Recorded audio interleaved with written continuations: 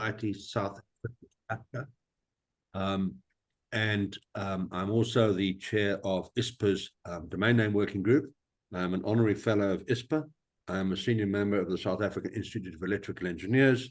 I'm a previous regulator, I'm a previous ISP, and I'm a previous construction and control instrumentation engineer in the mining industry. So I've been around the block a few times. The ISAC is the third iteration of a South African chapter of the Internet Society, and Mark, who's also online here, and I were two of the original founders in, was it 98, Mark? Or was it 96? Can't remember. Long time ago. A long time ago, yes. So we have a new chapter. We have which has only been going a few years, and we are making good progress. We have reached what ISAC calls gigabit status, and we are aiming to have 25 events during this coming year. And so we've been doing remarkably well, actually. And then present also on the call is our secretary, Kadishang Shwani. Kadishang, would you please introduce yourself?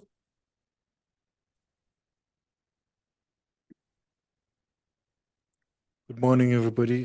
My name is Kadishang Shwani. I'm the secretary for Internet Society South Africa chapter, also the founder of UMAX Interactive Media. We do government contracts for Department of Sports, Arts and Culture, Department of Education, and the Gauteng provincial government. We work primarily... You're a tenderpreneur, Kadishang, is that what you're telling us? No. We help with consulting and getting digital programs into rural areas and townships. Thank you very much. Okay, thank you. And then we've also got Roland Gisler who is the man who sorts out all our admin for us. Roland.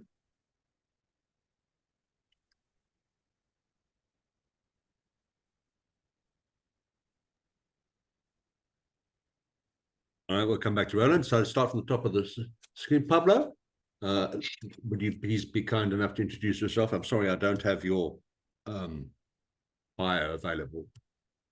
No problem. Yes, hello everyone. Good morning from Barcelona. My name is Pablo López Aguilar. As you can see, I have a last name very, very Spanish. And yeah, I'm the associate director of the Internet Integrity Program. That is where MANRS stands. So I will be happy to deliver this presentation. And of course, you can always interrupt me when you want. And I'm sure that Alejandro will provide good information also about this amazing project. So it's a very big pleasure to be here. Thank you very much for inviting us and have the opportunity to present MANRS today with you. Thank you so much. And then we've got Alejandro. Yeah, hello. Nice to be back again. I attended the sessions yesterday and I found them very, very interesting and very insightful. So thank you for inviting us, and also a good opportunity to engage with the local community with our other project on domain abuse. And yeah, I'm not gonna speak much here unless you want me to, but I'm gonna be supporting. You never know. I'm gonna be supporting Pablo and clap from the distance. I'm in Brussels. I'm Spanish also a long name, and I'm very pleased to be here and to Great stuff. All the interest. Thank you. Thank you. Thank you. And then we've got Kevin. Kevin, what? Yes, hi. Yeah, I'm Kevin Murray. I work for FirstNet Technology Services. We're an ISP within South Africa. We provide ISP services, connectivity, hosting, DR services, and that kind of thing. As I said, I joined the NIS yesterday, so I saw you guys had this meeting today. I decided to join and see what it's about. Thanks. Thank you. How do you pronounce your surname, Kevin? Body. B-O-D-D-Y. Okay. Yeah. All right. And then we've got Catuccello. Good morning, everyone. My name is Catuccello.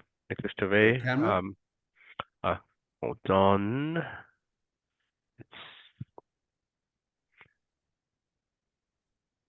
Right. There we go. There we go. Yeah. Hi, everyone. My name is Catuccello, Nicholas Tove, and then I'm from ZADNA, Domain Name Authority, and I'm the manager for technology and digital services in this space. Thank you. Great, thank you. Good to have you with us.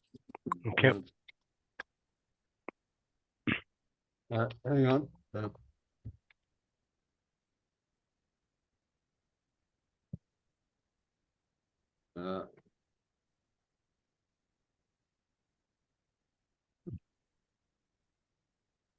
It looks like we've lost Kadishan. Okay. Then it says I couldn't do it just now. Is it okay? Okay.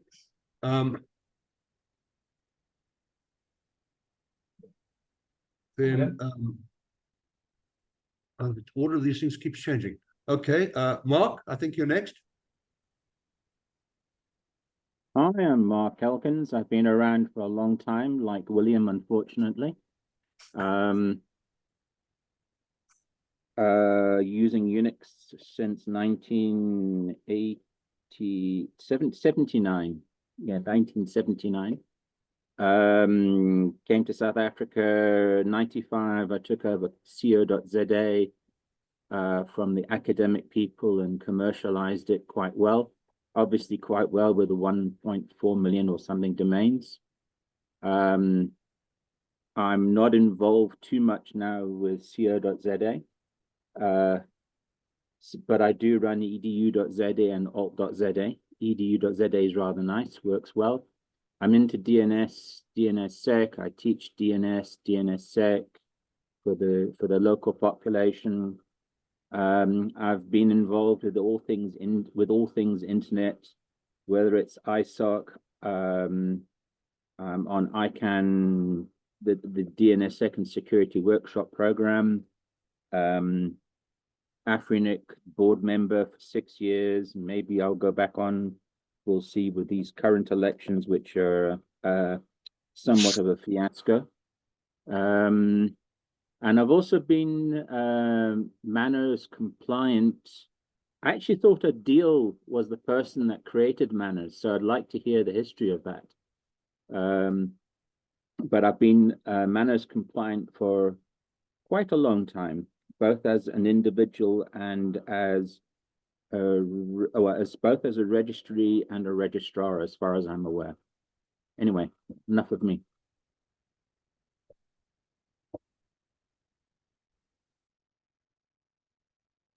Kodashang is back. He lost a connection. So if you'd like to introduce yourself now, please, Kodashang.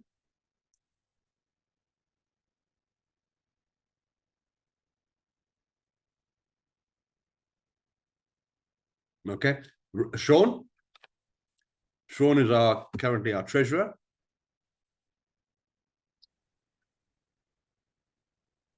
No, he's just dropped off again. Just sorting my camera out there. Oh, okay, there you go. Almost. There we go, Harvard. My name is Sean Courtney. I was the treasurer of ISAC, Internet Southwest chapter. I work for an ISP, involved in the networking side, and I think we are partially MANRS compliant. Just to have to get over the hurdle. We sign, RPKI sign our routes, but we don't do validation on inbound yet. So we're almost there. Looking forward to what you guys have to say. Cool, thank you, Sean. And Shakes?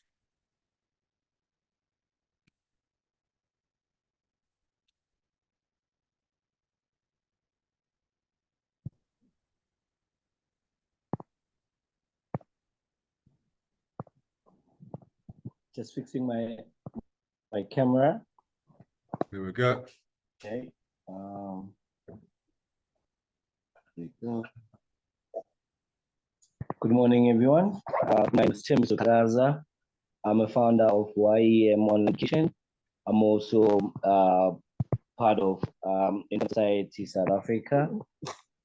And also, I work hand in hand with your Kodishang and your Department of Education. We work with Google.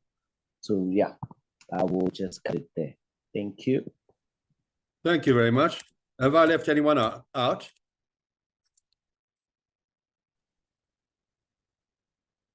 Anyone not had an opportunity to introduce him or herself?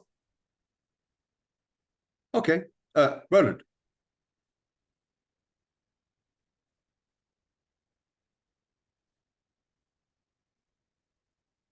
We're not hearing you.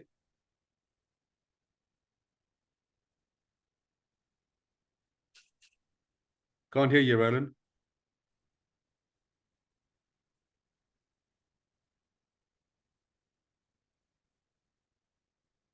You are unmuted, but we can't hear you.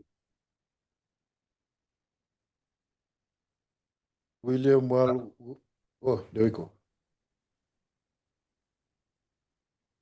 Just mute yourself and unmute again, Roland, see if that works. Try now. Nothing. Oh dear, I'm sorry. Yeah. Okay. It's just. Oh, there you go. Now we can hear you. Okay. Ah, gosh. Me and Zoom are not friends. I use open source software, not. Well, that serves you right. Okay, Yeah. so moving on. So We can see how well it doesn't work. There, you know, half of me. I'm involved currently in a company called Abelard Software Systems, and we have a product called Nimba Transact, which is more in the software space. And I look after the hosting components of our company. I've been involved in an ISP for many years and in networks and all sorts of things. So, like I said last night, I started an ISP in 1997, not in 1995. And lots of water under the bridge since then. And yeah, like I said, I'm an open source software advocate. I live and drink and eat that. And my server room doesn't have windows, so it's a safe environment. That's me. Moving on. I will forward to you an email, Roland, from many years ago, which will shut this conversation up. Okay, Pablo, it's 20 past, and can we please invite you to start your presentation and tell us all about MANRS, mutually assured, what? Something. Mutually agreed norms for routing security. Routing security. Yeah, it was difficult for me also at the very beginning. I never remember all the acronym. So yeah, let's start. You've changed to Spanish. I changed to Spanish. Yeah. Yeah. So your captions have language is English. So why are we getting you showing in? Yes, it's always English. Okay, try again. I am speaking in Spanish, really? No, now we have English subtitles, closed captions.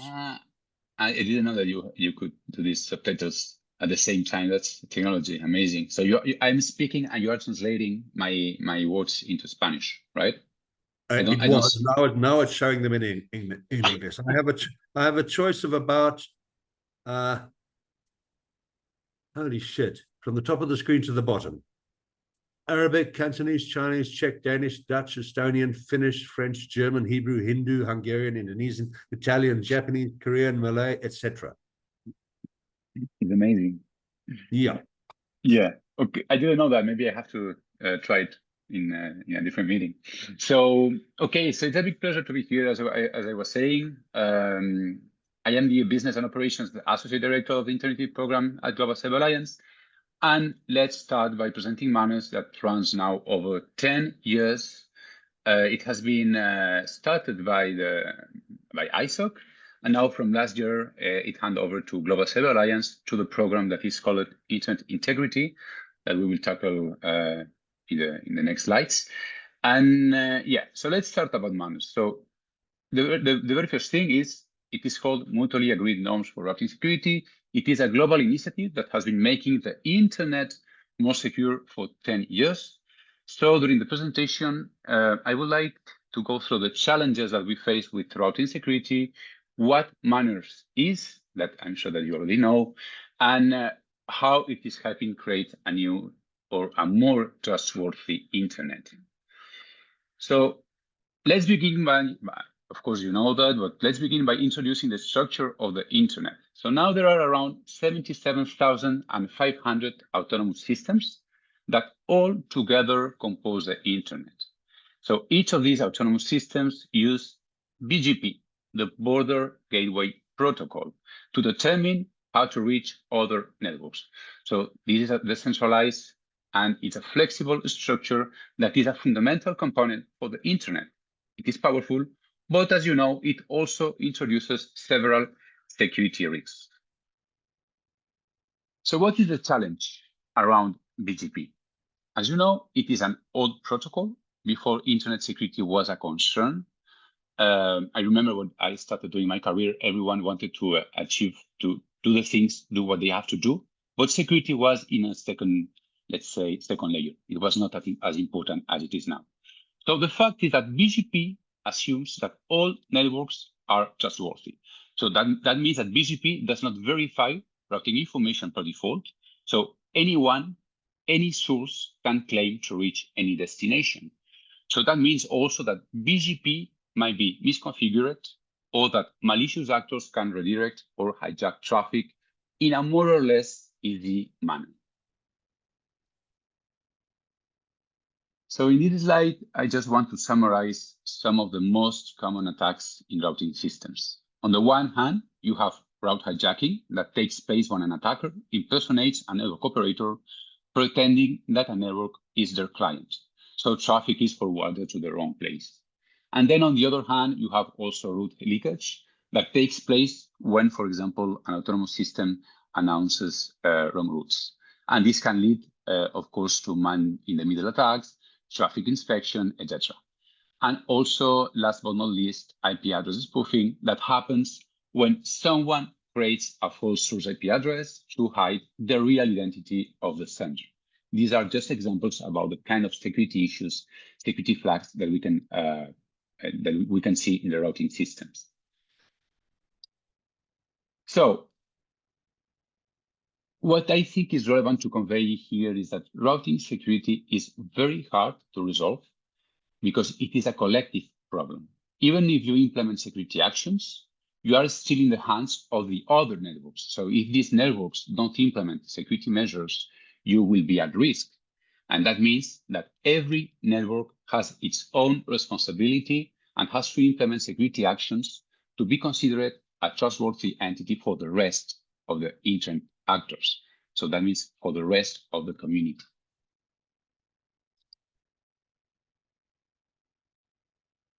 And one of the solutions that are aimed at solving the security challenges, as you know, is by creating new regulations.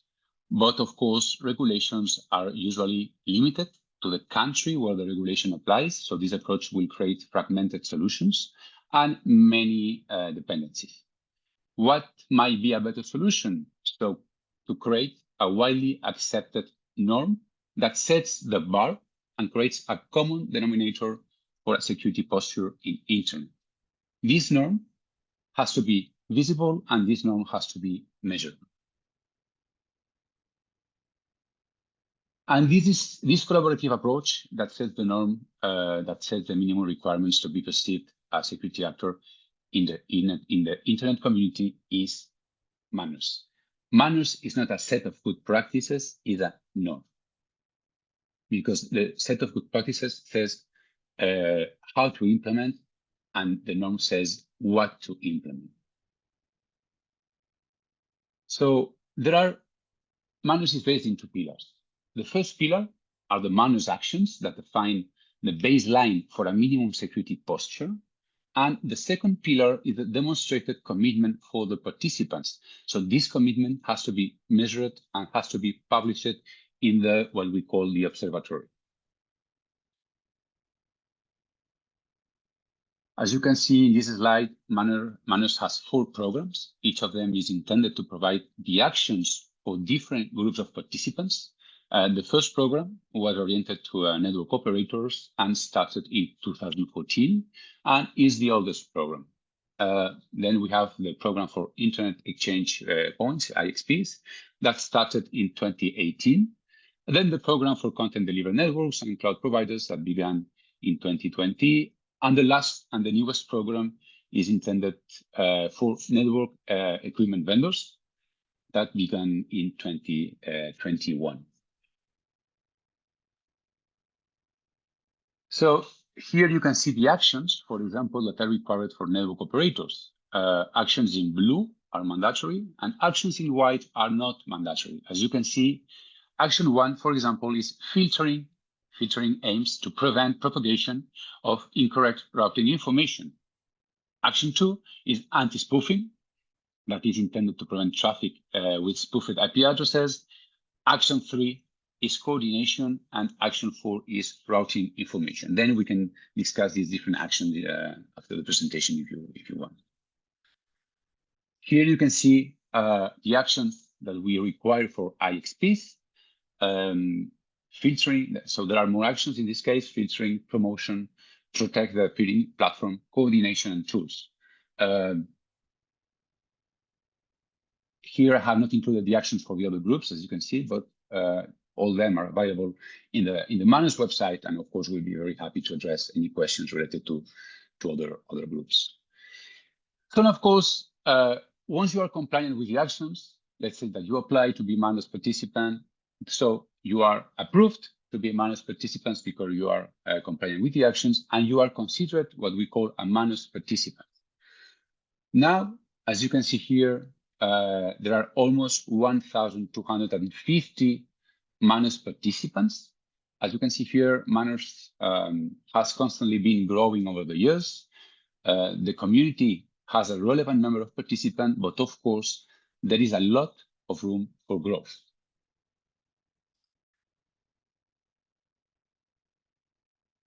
Here, for example, you can see the effort, the global map of MANRS participants and where they are located.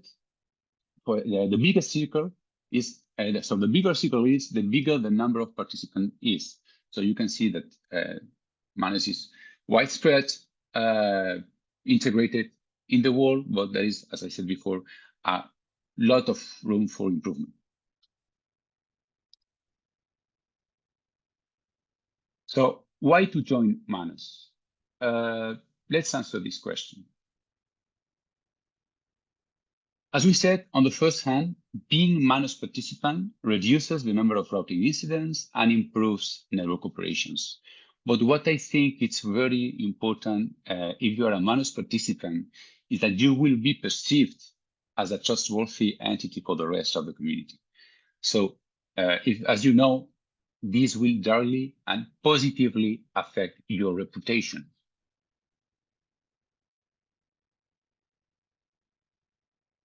As you can see in this slide, MANRS is a process. So that means that we are always working with the community to evolve the project.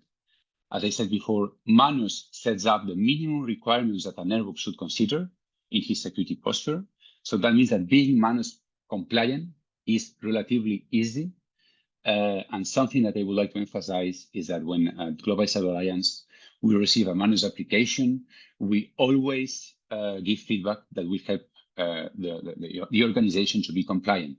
So I would suggest, if you are planning to apply, even you are not sure if you are compliant, I would suggest that you can apply so that we can give you feedback and work with us in order to be compliant and a MANRS participant. So how do we measure MANRS?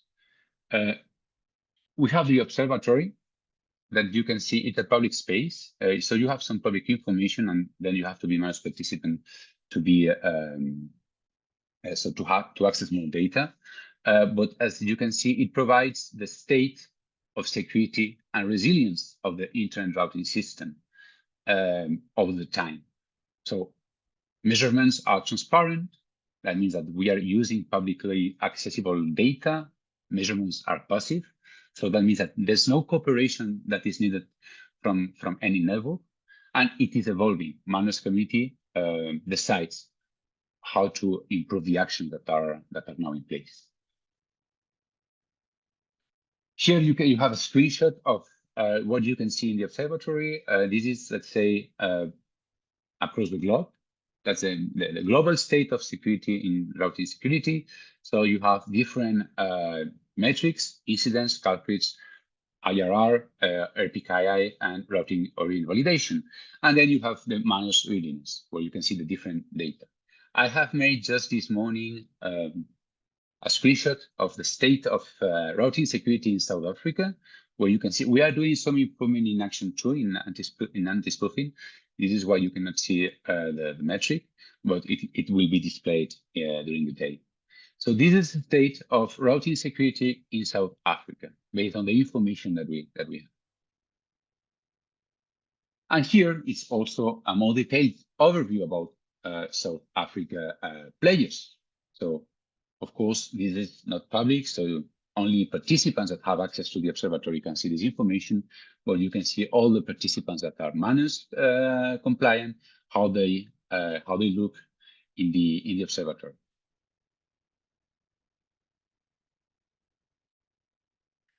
So now MANRS is turning 10 years old these days. So what we have achieved? We have achieved now more than 1,200 participants, almost 250 participants across the globe.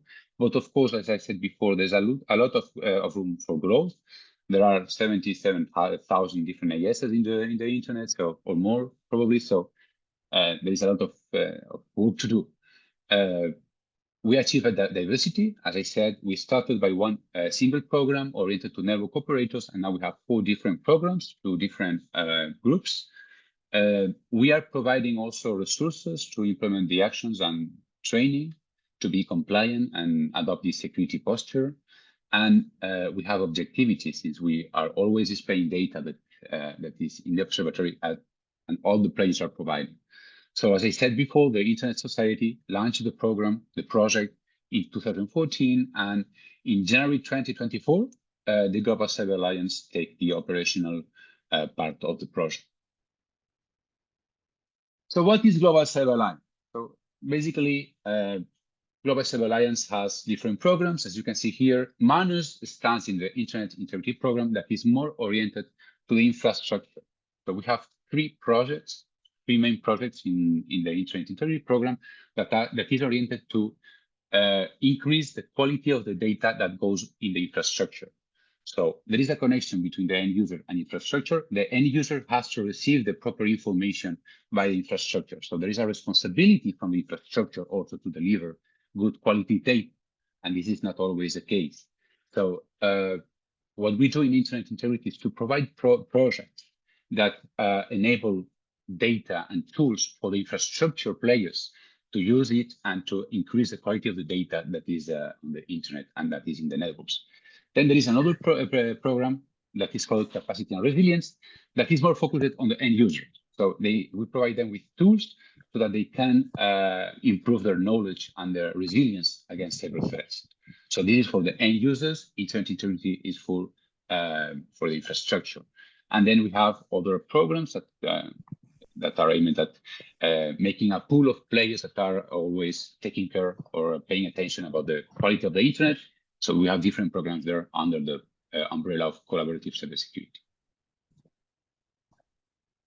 So here we provide a guide for networks. This is an example. For example, you can find all the information in the website, but here you can see what's the guide to implement the MANRS program, the MANRS actions for network operators. So you have this guide, you can follow it, and you will be probably you will have all the knowledge to be MANRS compliant following this guide.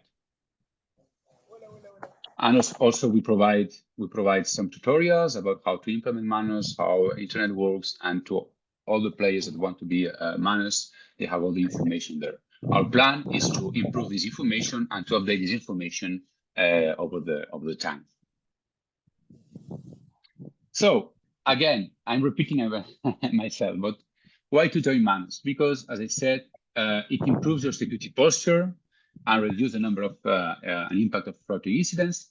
But what is very important is that you will be perceived as a trustworthy entity to the rest of the community, to the rest of the ecosystem. So that's also something that is very positive. And of course, there are not other projects that are. It's a very particular project, MANRS. So if you are MANRS compliant, if you are considered a MANRS participant, it will be perceived as a competitive differentiator against other players. So that's also very, very positive. And the idea at the end of the day is to make the internet a better place for everyone. So here you have the website. Of course, feel free, you have the email address there to contact people that are in charge of MANRS, but of course you have also my email address. You have also Alejandro's email address. So of course, we'll be very happy if we can collaborate together and make the internet a safer place altogether. So I think that's all from my side. Yeah, you have here again, well, our website with all the projects that we are working right now. And now happy to answer all your questions or discuss what you want. And I don't know why I have my camera off. Thank you very much, Pablo. That was excellent. Mondley has managed to join us, and he's in the DUT room. So, Mondley, whilst you were still on the road, we all introduced ourselves. So, would you like to introduce yourself and the people and your colleagues there? All right. Thank you so much, William. Hi, Pablo. My name is Mondli Mungwe, and Internet Society exec. So I'm a member of Internet Society, and I'm based in Durban in South Africa.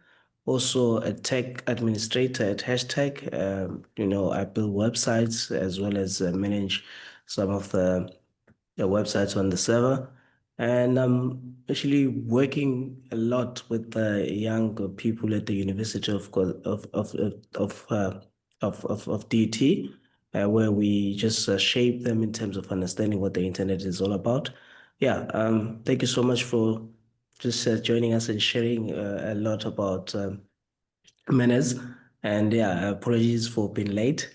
Yeah, just looking forward to some of the questions. And yeah, I've got a few students, some of it late, but yeah, we've listened to your presentation. It was very, very, informative as well as important to understand how one can join, MANRS and also share the part on making sure that the internet is thriving, for those who do not have access as well. Especially here in KZN, I could say that when we're working with the rural areas, that's where we're trying to make sure that people are connected because there's a huge, digital divide when it comes to access here.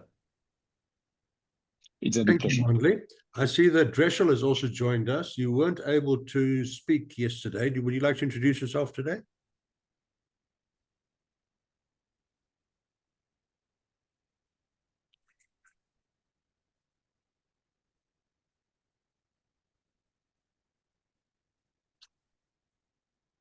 Dreschel? Okay. Thank you very much for that, Pablo. That was very interesting. Yeah. Oh, Dreschel. Okay, go. Hi. Hi. How you doing? Well, and yourself. Hi. Hi. Yeah. Sorry, I just a little bit late because I said getting up.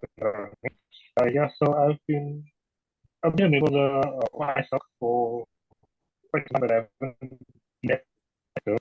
So and that's what I'm trying to do now to get more involved in the projects and stuff that you guys are starting up and running. Yes, I've also just done I think background and with hosting and managing and also websites. Yeah. Okay, is anyone who hasn't introduced him or herself yet?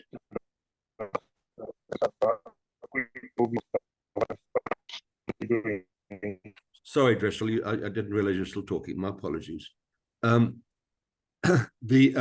Okay, can we have any questions now, please? William, I think maybe if we can also give the floor to Katuchelo from Zedna for his intro. He's already introduced himself, but he's welcome to do so again. No, I've already introduced myself, Kuri. Thank you. Mark has got his hand up. Yeah, go for it, Mark. Okay, yeah, I'm very curious. I believe that I've been a MANRS compliant for 10 years or something like that, for an awful long time.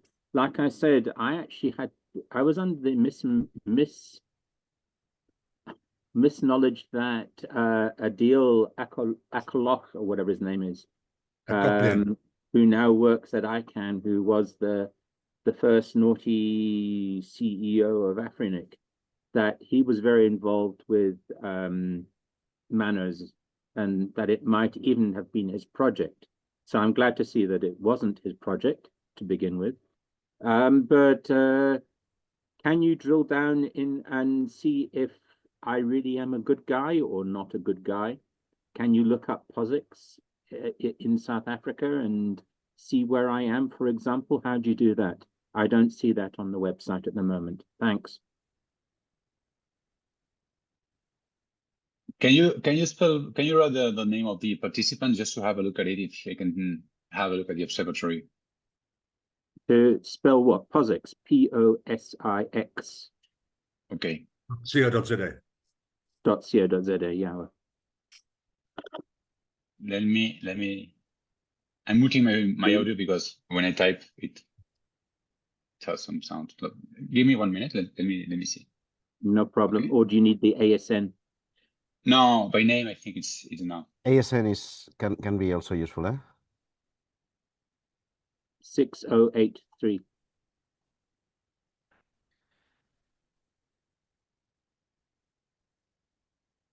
POSIX systems. Yeah.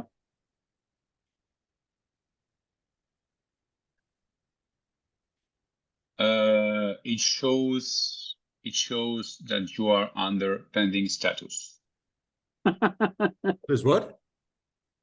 I'm still pending after 10 years. Okay. But that's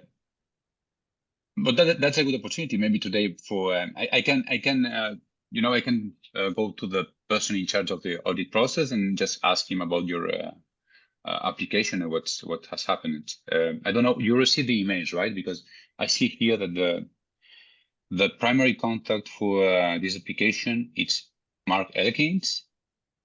That's it. Right, so yeah.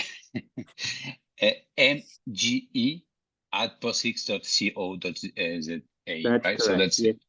Okay, Yeah. so let me go to the person in charge of the auditing process and see what happened with this application, because sometimes when we deliver feedback, this feedback goes to the spam folder, and people do not see the information that we bring. So just let me confirm that we are sending you the emails, and if it's not the case, let me see what happens. But I have your contact, so I will mail you for any news. Thank you very much. Thanks for raising this. It's very helpful.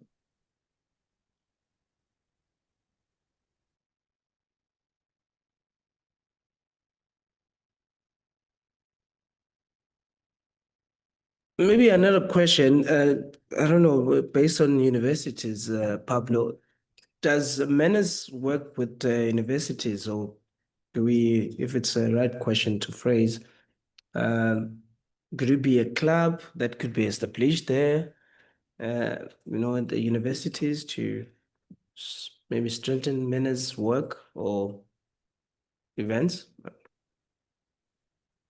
You mean from a training perspective, or from to be MANRS compliant, for example? Because we never know. Maybe you want to apply as a university to be MANRS compliant, but if it's from the training side, we are not actively promoting these training tools. Of course, all help will be very helpful for us. So of course, if you can spread the word upon MANRS from a training perspective, that will be very helpful for us as a university, right? Maybe under the context of routing security, if you can promote MANRS as a university, that would be great. Yeah. I don't know if Alejandro wants to add something here, but no, Yeah. it's just to say that the ISOC Internet Society, when we got the secretariat of MANRS in beginning of 2024, they kept the training part of things. Yeah. So of course, they have the materials and they're in charge of training, but we are coordinated with them. Yeah. So if there is a very good opportunity, we can talk with them and we can. But in principle, all training activities belongs to ISOC. Yeah, that's part of the agreement. But we can definitely get something organized and help them with that. Yeah. The South African networks, universities are all provided with the internet connectivity by TENET, the tertiary education network. I was a director of that for 6 years. And they have a whole lot of very clever people who operate the network and do the peering at our various peering points. Then the other entity that does, so I presume, Mondi, that you're getting your connectivity from TENET. For the TVETs, they get their connectivity from SABE, in the South African Broadband Education Network. I'm a chair of that at the moment. I'm a director on that at the moment. That's a much more challenging approach for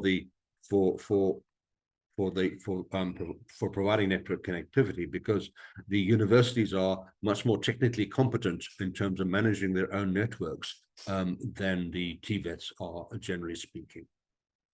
But if you want to, if you need to speak to anyone on the TENET side, Mondley, you can go to the tenet.ac.za, or you can ask me. I can put you in contact with some of the appropriate people. No, thank you, William. I think, yeah, there's another aspect as well in terms of understanding how TVETs work as well. So, yeah, thank you for that.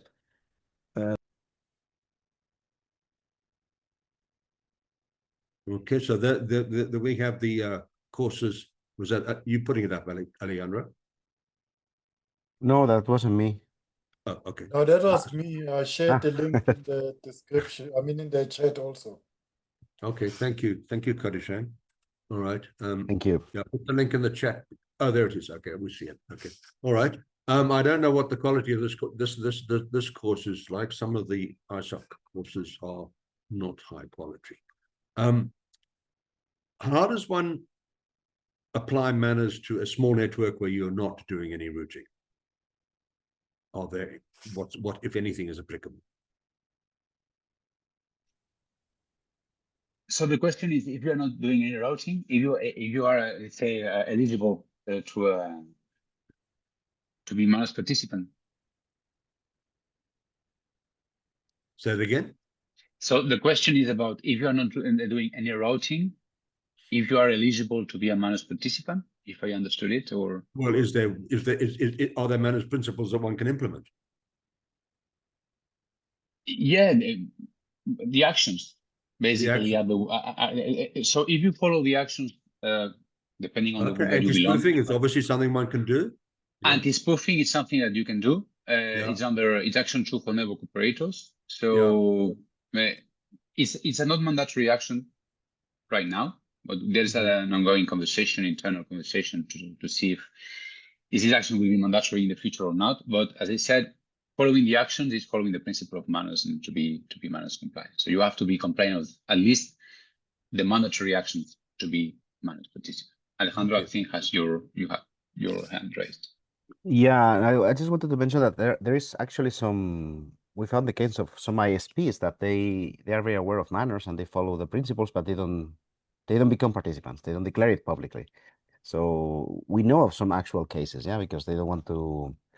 I don't know, it's a question of marketing and visibility. They want to show that that security is a concern. For some reason, like if you have a Mac, it's a secure system. Yeah, that's what there's no risk of getting a virus on your iPhone and things like that. Yeah, I don't know. It's a part of marketing. And the other thing is that MANRS Plus is an initiative inside MANRS. I don't know if you were aware of that. And that one is aimed at edge networks, and it's some sort of MANRS on steroids. So the idea is to go beyond the standard actions, the standard practice, and apply some more layers of complexity. And the idea for that, that is a working group at this moment. The idea for that is to offer services to critical infrastructures or to enterprise environments where the demands for higher security are needed. Yeah, and that's something that is being discussed now. Probably there was some updates recently, and it's gonna be part of the MDP, yeah, discussions at this moment. Yeah, so the MDP, well, it's the MANRS development process, and that's the standardization, the standardization effort inside MANRS, yeah, where we try to make the action approval more transparent, yeah, as Paulo was saying. I shared a link to MANRS Plus. Okay. Thank you very much. Kodashang, you got your hand up? Yes, I was going to ask if maybe, or is it planned for this session or later in the session, if Alejandro could unpack what he was, the invite he gave out yesterday for registrars, so that we can get them at that meeting, what that meeting is going to be about and when is it taking place, because there are a couple of registrars already on this call, but to make sure that we get the message throughout the whole country and these guys attend that session, please. Yeah, I'm happy to talk about it. I mean, actually it's I'll share the links, or maybe Paulo, you can share the link to the. Well, I find it when I'm done.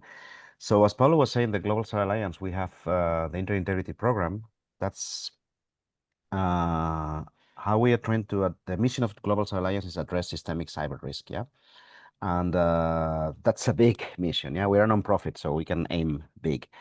And we operate in the basic infrastructures of the internet, which is the names, the numbers, and the roots. Names is the IP addresses. Sorry, the domain name space. The numbers is the IP addresses, and the roots is MANRS. MANRS was the very inspiration of our program, and once it came, because I don't know if you're aware, but Leslie Daigle was the CTO of Internet Society when MANRS started. Andrei Robachevsky, who was one of the founders of MANRS, he's now in GCA, so it was the big inspiration for everything we want to do.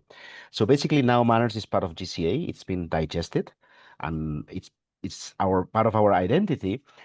And what we're trying to do is to do a MANRS also in the IP address space and in the domain name space. Yeah. In the domain name space, that's what we call domain trust. This is this initiative that is going to meet next week. It's a virtual meeting. It's the first of 12 meetings. And the idea is to create something similar to what was the origin of MANRS. Yeah, it was a meeting of volunteer organizations that they just want to discuss registries and registrars only. Yeah, with a group of experts and other supporters, but the decision will be theirs. And GCA will just facilitate the conversation. Yeah, we've been curating quite a large community of people that fight domain abuse from different angles. We've been working, it's called Domain Trust. That's the link that Pablo shared. It's been working for 5 years now.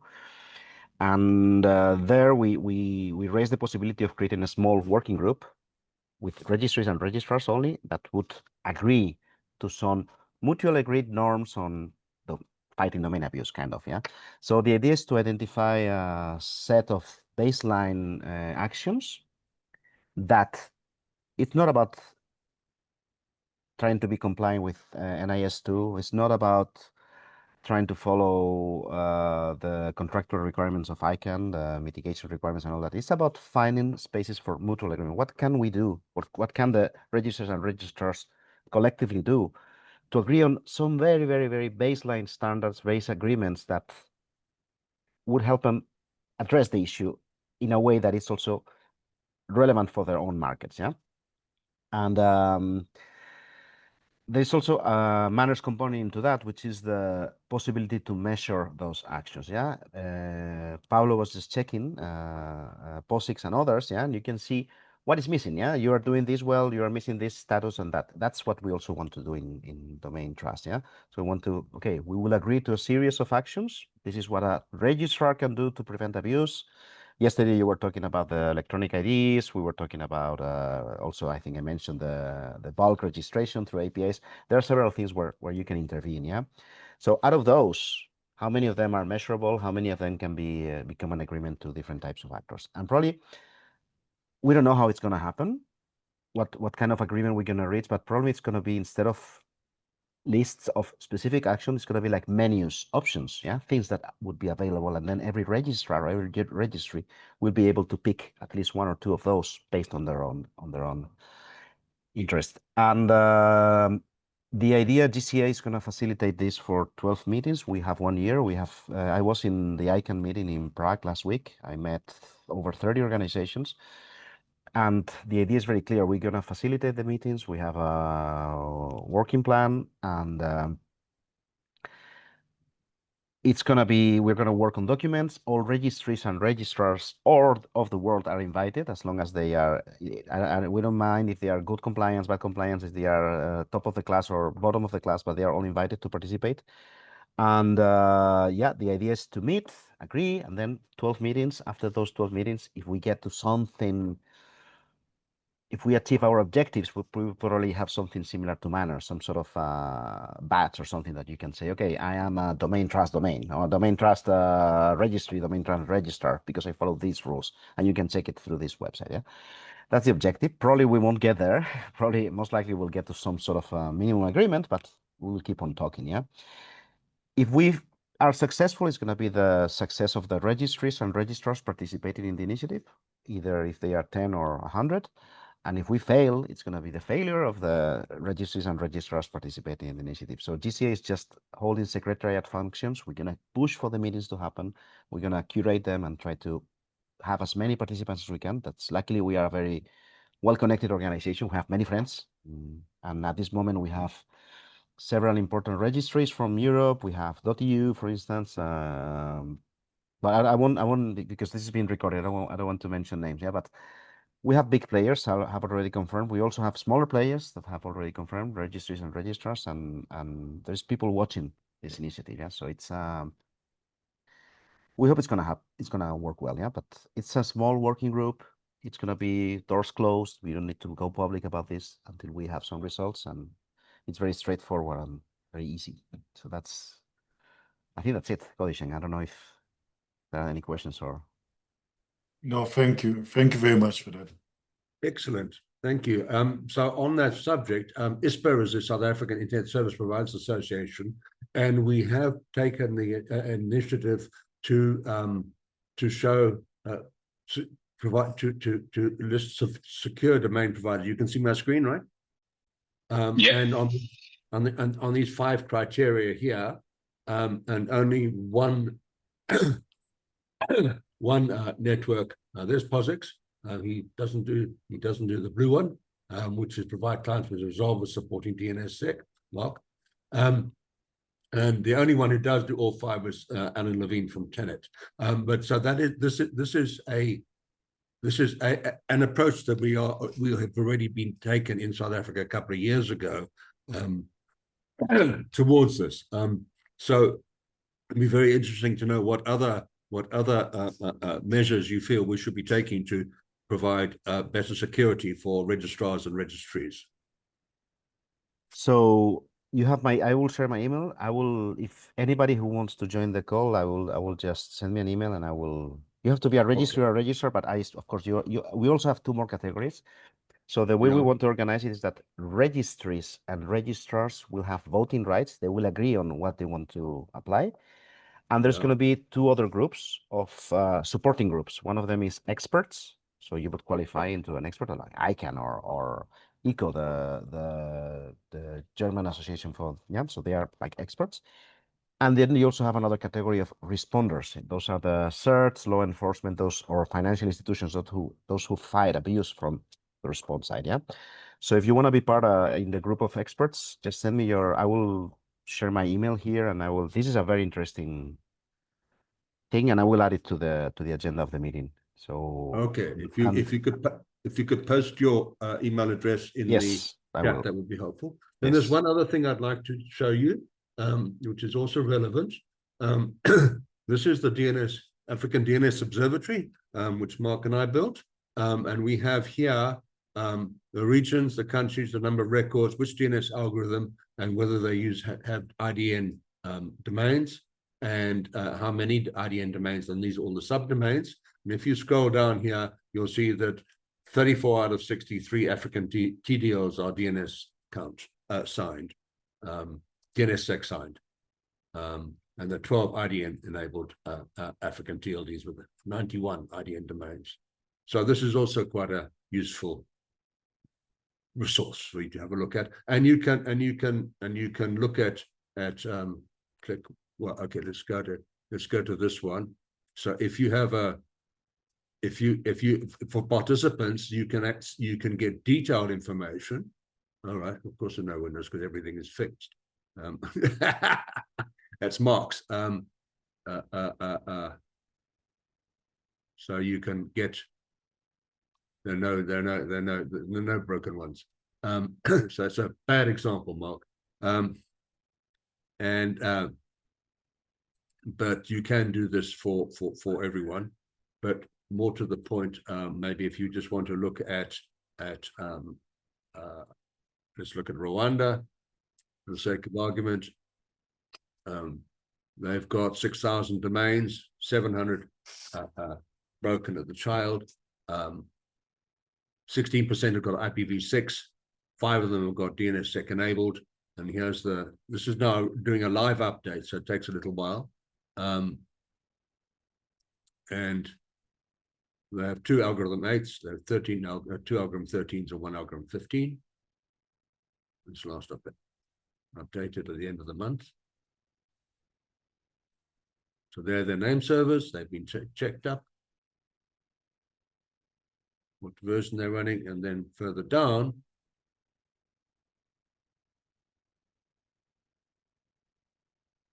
you will see if you run this for this .za, it'll take a long time with a couple of million domains. Come along, machine. This is very yeah, there you are. There we go. Okay, so there's the growth of the domains over the years, and this is where their websites are, where the .rw websites are hosted. 55% of them in the US, 16% locally, and then there are 1,000 websites in 22 zones which are actually hosted in Rwanda itself, most of which are from Rwanda. But there are some .coms, .orgs, .africas, and so on. So you can get this data for all the African domains except for the ones in red, where we don't have any data at all. Yeah, those are the So Eritrea is so the IDNs. Algeria, Morocco, and Tunisia, we have no data on that. The Arabic. Eritrea is completely broken as a country. But apart from that one country, we have, shouldn't have bothered. Number of working domains 0. Okay.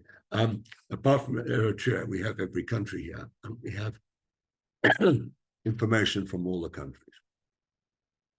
Yeah, the alien thing is also very interesting. So this is great, and this is a very good resource. I'm thinking about the meeting on Tuesday next week. Is so DNSSEC is not part of the scope. It's domain episode registration. Well, some of it can be. It depends on how what people can decide to do. Yeah. So I'm not gonna limit the conversation, but these resources are very useful for the bigger community where this comes from, which is domain trust. Yeah. The next meeting is on August the 26th. If you send me an email, I can get you into that group, and there you can find people from all over the world, and then you can share these resources, because I'm sure some of especially the people fighting against abuse, they will be very interested in having those resources. Yeah, and being able especially on the hosting side of things. Yeah, that's very, very interesting. And so yes, please get in touch. I will, because as I said yesterday, Africa is underrepresented. You confirm that it's usually the case. So we would like to have that information, because also it's we are aware that several African TLDs always show high in the CCTLDs. They show very high in the abuse lists. So that's also something that could probably be tackled or discussed. Yeah, either in the Domain Trust Action Working Group, which is the one that is going to agree on these little manners, which is it's a restricted group with a very focused, or in the bigger domain trust community where you have other types of participants like financial institutions, law enforcement, and all that. Yeah, so we can see where that conversation fits better. But of course, you are more than welcome, and we will be very happy and honored to have you. So it's great. Thank you. you, Alan. Questions. We will probably delegate one of us to do that. Monday, you had your hand up. Yeah, yes, thank you, William. I've got a student here, Mandla. He wants to ask Pablo in terms of the MANRS presentation that he gave. So he's also a web designer. So he wants to find out something. So he can come through.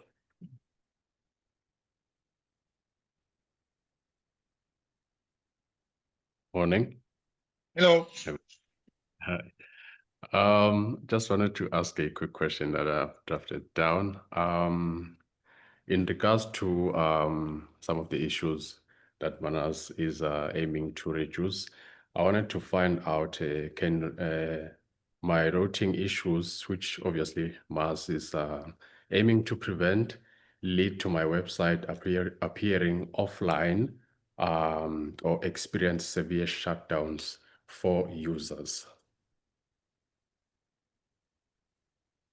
I think you have to dig on the reason why your website is not showing up. Why it is not public? Because there might be many sources why the website is not being shown. Maybe because the server that is providing you with the website is not working. Maybe the domain that you are using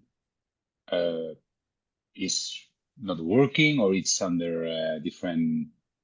Can be blacklisted, or I don't know. But the fact of being MANRS participant does not guarantee that your website will be appearing in the internet, because MANRS, as I said before, it's a repository where you have all the ASs, and you can see how they address routing security. But this routing security does not guarantee you that your website will not be publicly available. So I think if your website is not being displayed, it's because there might be other reasons that are involved in the problem, rather than being MANRS participant. Could those reasons also touch base on an algorithm, maybe, or a national security grid issue, maybe that I might not be aware of at that particular time? Yes, it can be a related issue. It can be a problem about the domain. It can be a problem about the server that is hosting your website. It can be because maybe there might be many different reasons why you are not showing your website. But as I said, being MANRS participants does not guarantee that your website will be displayed on the internet. Okay, just a last comment on that. I'm just thinking as you are saying. So if a problem if I can experience a problem like that as a result of just so many reasons, isn't that something that can also, I'm not trying to be controversial, by the way, isn't that something that can also be manufactured in terms of that particular reasons of a website not showing, regardless of the reasons not known maybe to us, but isn't it a security measure of control that can be implemented nationally somewhere? I don't know, but on my end, this is what I'm saying. But are we saying we are aware that there are entities who can control these problems, but we do not yet have some of these solutions yet, or we just assume or assess the situation based on what we are experiencing? Yeah, I think you have to. There is a hand raised. William? Yes, go ahead. My first question is, where is your website hosted? Yeah. Well, I'd have to speak about a specific one right now, but I'm purely generalizing on multiple websites, to be honest. But I can refer one. You said which one? Exnilo. Or that. Zila. Okay. Yeah. Okay, speak to Zila and talk to them. But what I must tell you is, please, a very, very important principle: never ascribe to malice what can be explained by stupidity. Okay. Okay. All right. The The fact that your website's not working does not mean that somebody has singled you out of the umpteen billion websites to come and hack your website. It means that you've configured it wrong. 100%. 99% of the time. Yeah. Mark. So yes, I run websites for people. People put up websites, and everything was good. Then I noticed that some websites were hacked. So what I did then is I started generating a checksum of every single website, of every file in every single website, and doing that nightly. And if there was a difference in the checksum from one day to the next, I would send myself some email and show the files that had changed. And initially I used to find naughty files being added to people's systems. Basically someone had hacked in, and therefore I was able to remove the stuff that was hacked or tell the people about the hack, the owners of the website. Then I got a little bit more progressive. I noticed that it was basically WordPress websites that tended to be hacked. So what I did is I stuck in my own 404 system so that when a file was asked for that didn't exist, it would then scan and look for words like WordPress and things like that. And eventually it would then it would send me an email so I could see that was happening. In other words, it was other people exploring a website to see if it was WordPress or if there were any other holes in it. And then eventually what I was ending up doing is actually blocking where that probing was coming from. So if people were coming into an ISP somewhere in the world and using that access to hack into other websites, I would block it. Now, I don't block explicitly people from South Africa, but the US, China, blah, blah, blah, all the big culprits. If I see that happening, then I tend to block it for a while. That could be one reason why access to a person's website doesn't work, is because people were using that access to hack a website. Interesting. The situation's not completely resolved, but that is something that I currently do as an ISP.